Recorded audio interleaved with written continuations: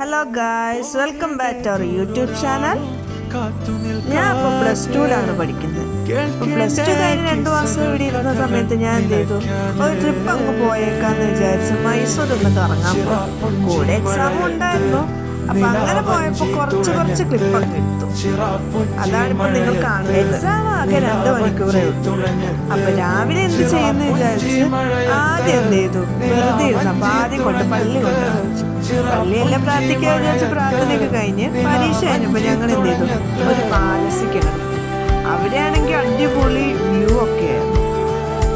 അത് കഴിഞ്ഞിട്ട് അവിടെ നൈറ്റിൽ എന്ത് ചെയ്തു, ഒരു ഷോ ഉണ്ട് എന്നൊക്കെ പറഞ്ഞ് ഷോ ഒക്കെ കാണാൻ വേണ്ടി ഞങ്ങൾ റെഡിയായി ഇരിക്കുകയാണ്.